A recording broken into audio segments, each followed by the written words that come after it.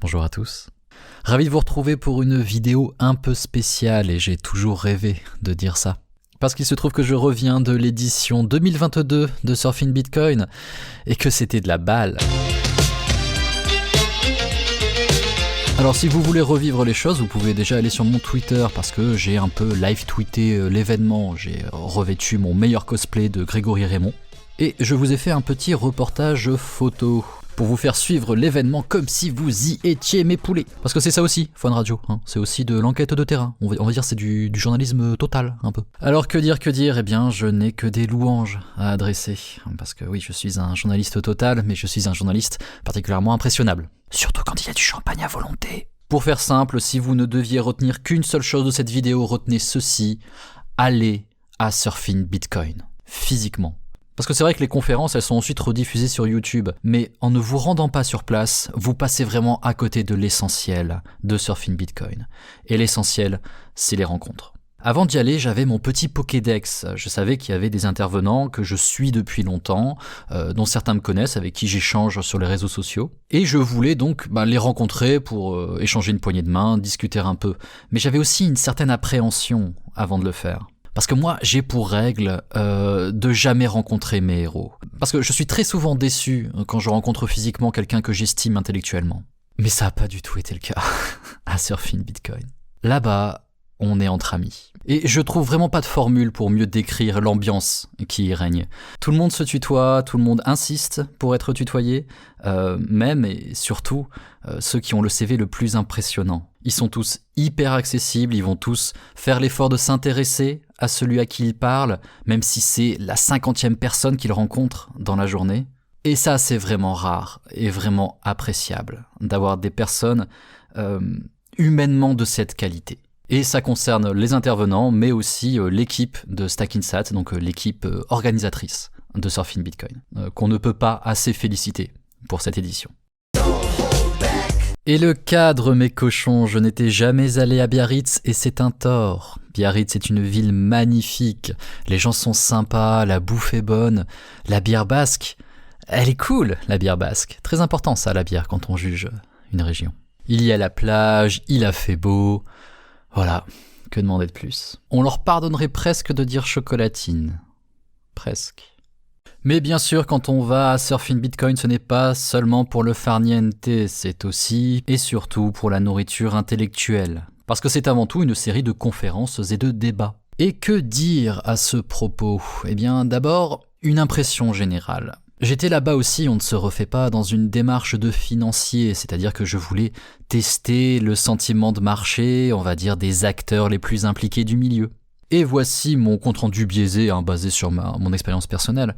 D'abord, assez peu de triomphalisme, ce qui est tout à fait logique. On est sur un creux de marché, assez loin de l'ATH, en dollars en tout cas. Donc voilà, tu me refais la même chose à 70 000, je pense que c'est pas pareil.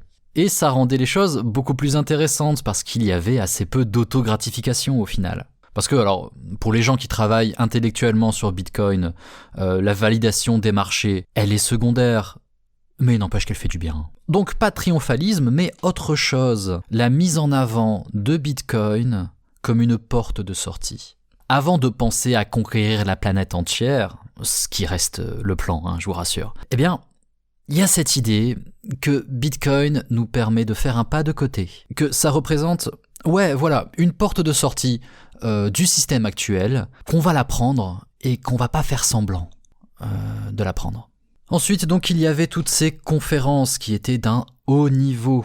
Alors, moi, j'ai surtout squatté la main scene, on va dire ça comme ça, les conférences de Casu, parce que c'est là qu'on était le mieux assis. Mais sachez que si vous êtes un bon gros chouffin des familles, eh bien, il y a des tas de petits workshops plus exigeants, plus confidentiels aussi, sur lesquels on va aborder des sujets plus techniques. Alors, pas forcément inaccessibles, mais en tout cas, c'est sûr, beaucoup plus spécialisés. Et du point de vue de la qualité, Surfing Bitcoin mérite bien son titre de plus grande conférence européenne consacrée à Bitcoin. On ne peut que louer la qualité des intervenants et des partenaires de Surfing Bitcoin. Ils ont même eu le bon goût, rendez-vous compte, de se payer un partenariat avec Fun Radio. Parce que oui, en ce qui me concerne, l'aventure Surfin a commencé un beau jour où Joss m'a contacté sur Twitter. Il venait de voir ma vidéo Bitcoin politiquement, qui est un peu ma vidéo qui a le plus buzzé dans le milieu. Et il a apprécié ce que je faisais, et parce qu'ils sont dans une démarche comme ça de mise en avant de ceux qu'ils considèrent avoir du talent, périphrase pleine de fausse modestie, eh bien il m'a proposé de leur fournir du contenu. Donc nous avons collaboré dans le cadre de leur chasse au trésor. En fait, parmi leurs démarches, il y a celle aussi d'amener Bitcoin à ceux qui n'en ont pas. J'ai donc fourni à Stackinsat 10 vidéos, 10 petites vidéos, qui chacune expliquent un aspect en particulier de Bitcoin. Ces vidéos étaient accessibles via des QR codes qui étaient présents physiquement à différents endroits de Biarritz. Donc l'idée c'était qu'on scannait son QR code, on écoutait ma petite vidéo, et ensuite nous était posée une question. Que la réponse soit correcte ou non, on s'en fiche, vraiment le but c'était de collecter ces 10 petits QR codes pour ensuite retourner à la conférence pour valider sa participation. Et c'était un bien beau concours parce qu'il y avait en tout 10 000 € à remporter en Bitcoin. Donc voilà, ces vidéos, je ne pense pas qu'on va les rendre publiques, parce qu'elles ont en réalité assez peu d'intérêt. Elles avaient un usage vraiment très spécifique. C'était d'expliquer un aspect de Bitcoin à des no-coiners dans la rue. J'ai donc déployé tous les efforts du monde pour être compréhensible, mais surtout très audible.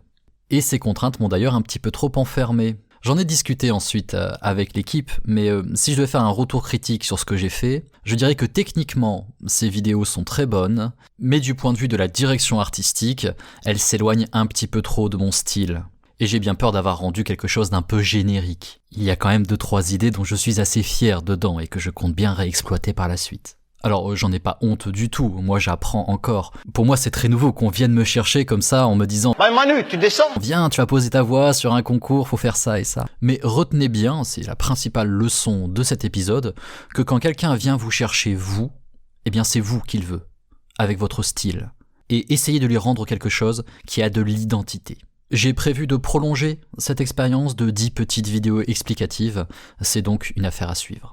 Mais voilà, c'était un plaisir en tout cas de collaborer avec l'équipe de Stackinsat. Ce sont des gens qui savent être à la fois professionnels et détendus. Au rayon des polémiques maintenant, parce qu'il faut bien un peu de sang. Il y a une personnalité qui a brillé par son absence. Et cette personnalité, c'est l'État.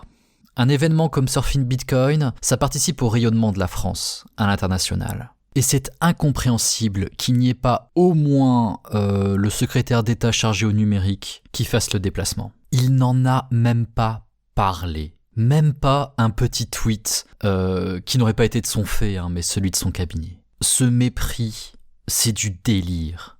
Et on va le payer. On va le payer tellement cher. Puis viennent les gneux et sur ce coup, le gneu en chef, il s'appelle David Kella. Désolé si je prononce mal votre nom, ce n'est pas du tout intentionnel.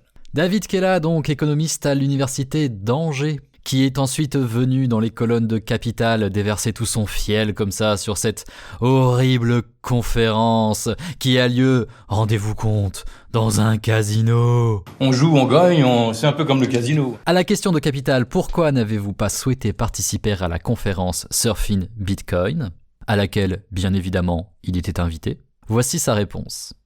D'un point de vue déontologique, alors, quand une phrase commence par d'un point de vue déontologique, c'est qu'ensuite on va chercher à se défausser. D'un point de vue déontologique, je préfère ne pas participer à ce genre d'événement, qui est soi-disant pluraliste, mais avec des intervenants libertariens, Oresco Referens, qui ont des postures très idéologiques. Alors, il y a beaucoup de... Tiens, je vais improviser, je détruis un anti-surfing Bitcoin. Il y a déjà énormément de choses à dire sur cette phrase. D'abord, mon coco, ta déontologie, on s'en fout un peu. Parce que ce qu'il veut dire par là, c'est que si son intervention pose un problème déontologique, c'est que sa seule présence, comme ça, sa divine présence, nous gratifierait ainsi d'une espèce de respectabilité. Parce que Kella, il se pense en dissident, je veux dire, il fait partie d'un groupe d'économistes qui s'appelle les économistes atterrés. C'est un soutien actif de Fabien Roussel, du Parti communiste.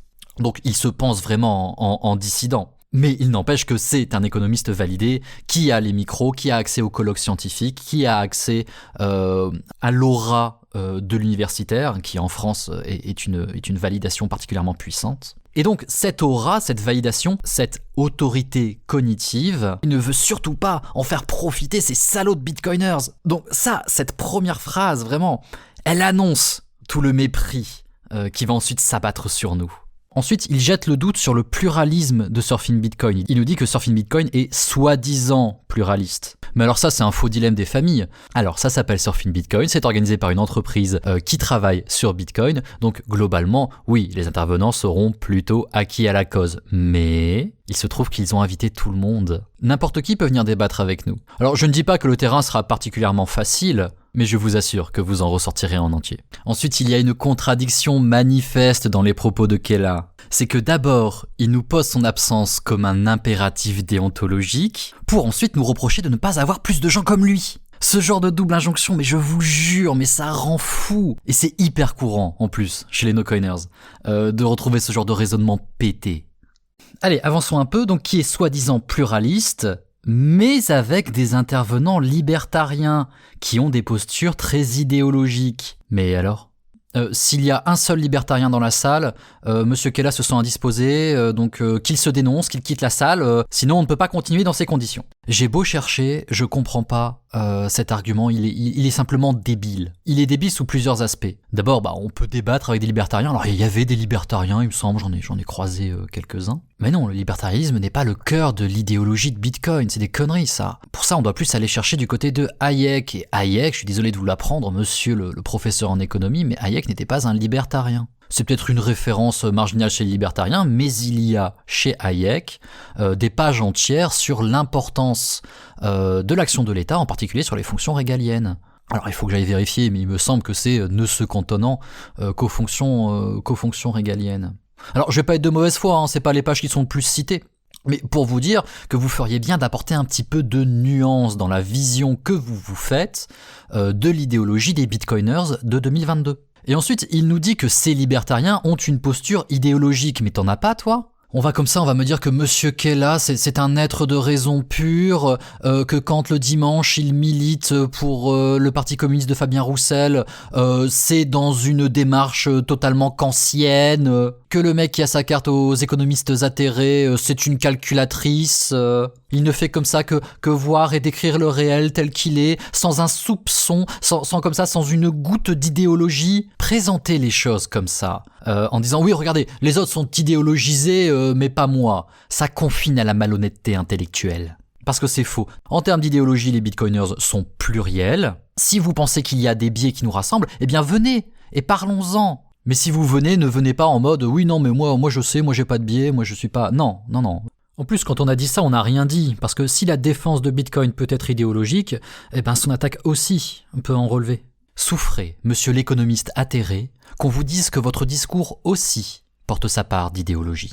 Et bordel, c'est pas grave, on vous en veut pas, à partir du moment où vous l'admettez. En fait, son objection est inepte, pour être plus précis, elle est paresseuse. Ce qu'on attend d'un Kela, ce n'est pas de pointer l'idéologisation d'un milieu, pour ensuite s'en servir de prétexte, on va rester chez soi. Notre sujet, il est monétaire, la monnaie, au moins depuis que l'État en a fait son monopole, eh bien c'est un sujet éminemment politique, et donc porter une contre-proposition monétaire est un acte politique fatalement idéologisé. Voilà, ça c'est un raisonnement accessible à un première année d'éco. Ce qu'on attend de vous, monsieur le professeur, c'est que vous nous aidiez à déterminer ce qui, dans notre discours et notre démarche, relève de l'idéologie au sens des valeurs à défendre et des moyens déployés dans ce but, et ce qui relève de l'aveuglement idéologique, c'est-à-dire de la distorsion de la réalité. Parce que le discrédit, il n'est pas légitimé par la politisation réelle ou supposée d'un discours, ni dans les conditions d'organisation d'un événement, ça on y reviendra. Ce ne sont tout au plus que des indices. Non, l'anathème, il ne se jette qu'en cas de flagrant délit de malhonnêteté intellectuelle, c'est-à-dire pour un événement public comme celui-ci, un flagrant délit de dissimulation. Et je vous jure qu'on a des tas de défauts.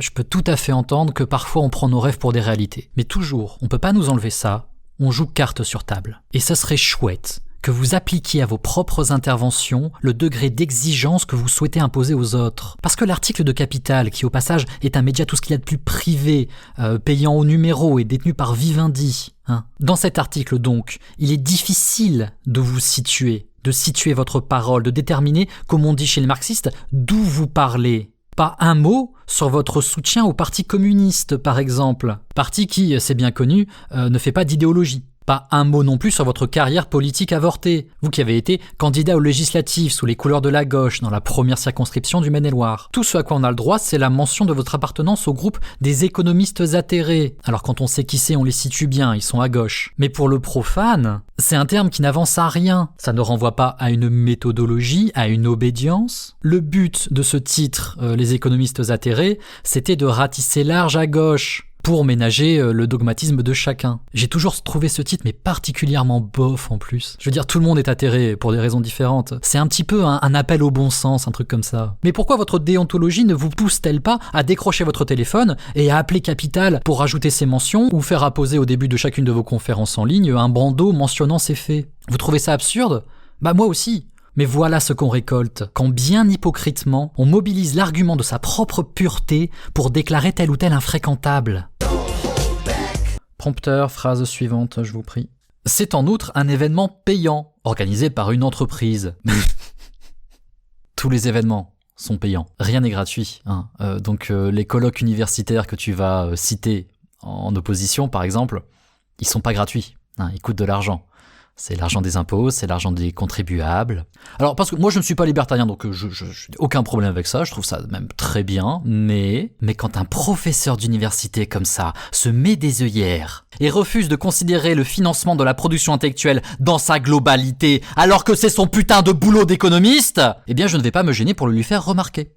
La mentalité, ça coûte rien, c'est l'État qui paye. Je la trouve détestable, parce qu'elle est intellectuellement particulièrement pauvre et politiquement indéfendable.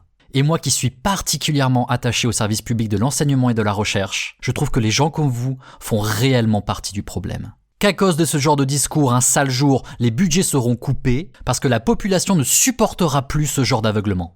Ça serait vraiment chouette qu'un jour les sachants arrêtent de filer du grain à moudre à tous les populismes du monde. Et ensuite, fatalement, pour moi, cela ne relève pas du colloque scientifique, mais plus d'une forme de propagande. Surfing Bitcoin ne se revendique pas comme étant un colloque scientifique. Ça ne fait pas partie de ses objectifs. On aurait pu lui reprocher de se prendre pour un colloque scientifique. Ce n'est de toute évidence pas le cas, parce qu'il y avait du champagne à volonté.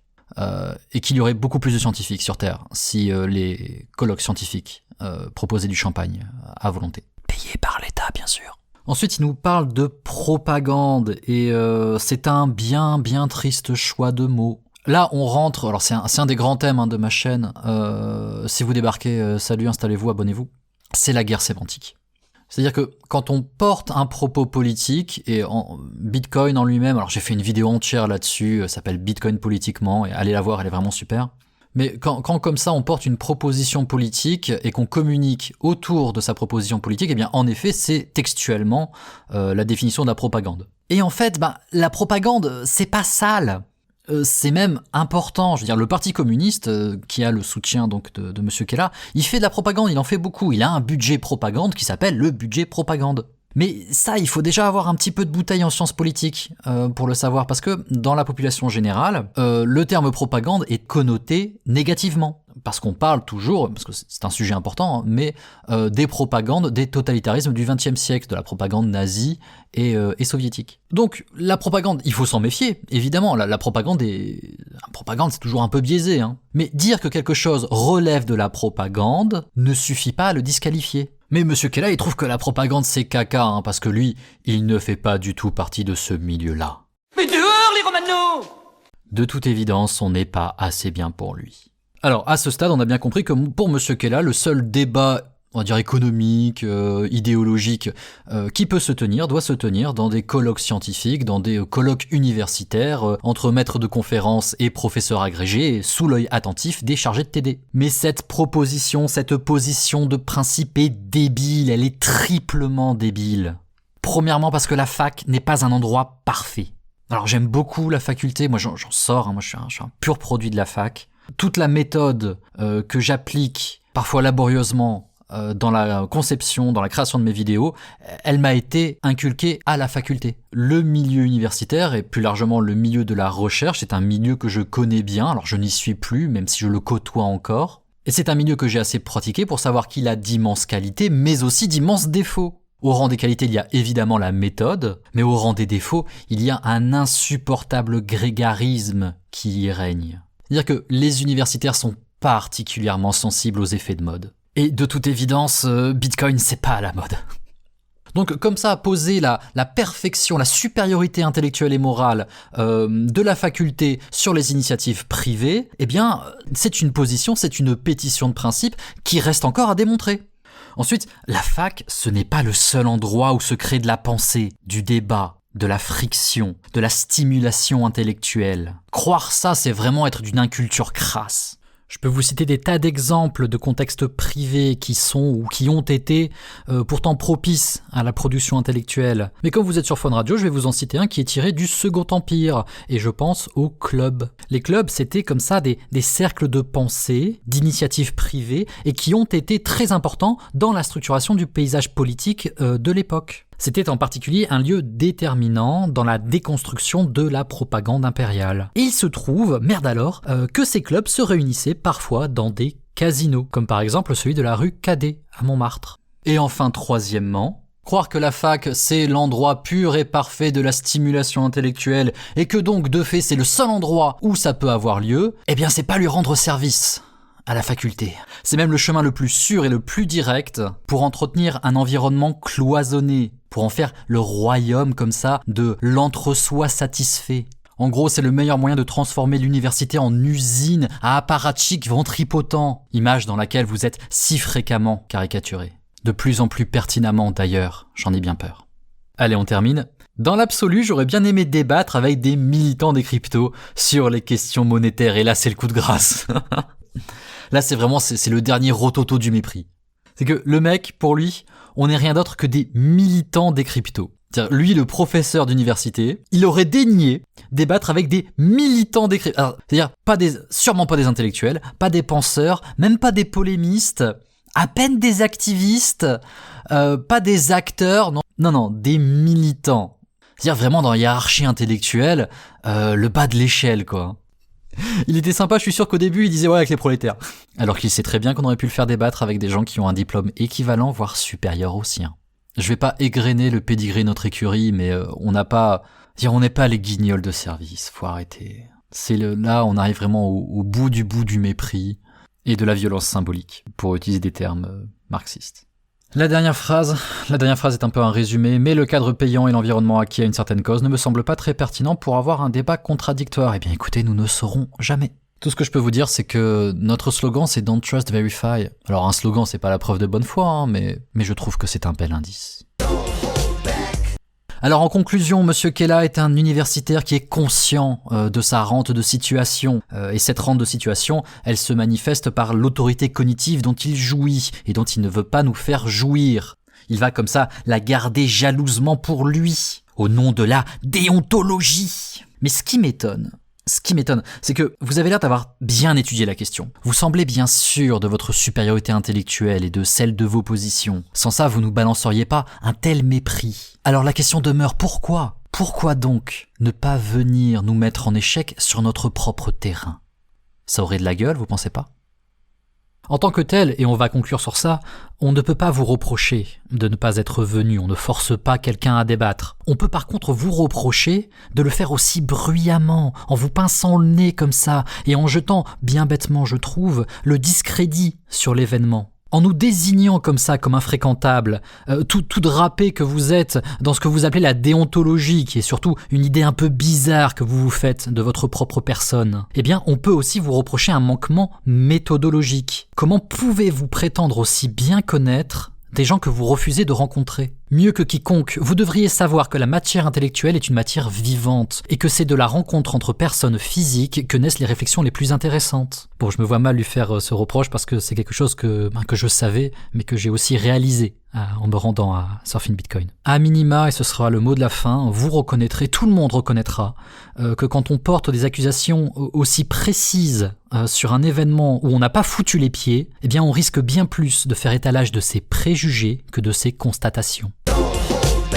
Et voilà encore une vidéo bien plus longue que prévu. Je vais conclure en répétant le même message qu'en début de vidéo. Si vous voulez, comme moi, vivre votre meilleure vie de bitcoiners, eh bien venez l'an prochain à Surfing Bitcoin. On y fera une IRL Fun Radio. Oui, n'en déplaise à monsieur qui est là, l'entrée est payante. Mais on est en septembre, et vous avez tout le temps d'économiser. Vous pouvez profiter de réductions qui en plus parfois se cumulent, avec par exemple le code Fun Radio qui vous donnera moins 50. Non, j'ai Vous n'êtes pas non plus obligé de payer l'accès à la soirée networking, celle où il y a champagne à volonté. Je vous assure que pour rencontrer des gens, venez la journée et vous aurez tout ce qu'il faut. Et puis merde, Biarritz, c'est un beau coin pour se payer des vacances. Bon, c'est tout pour moi. Comme je le dis à la fin de chaque vidéo, la prochaine vidéo sera très bien, j'ai fini l'écriture et je commence l'enregistrement cette semaine. Alors à très vite.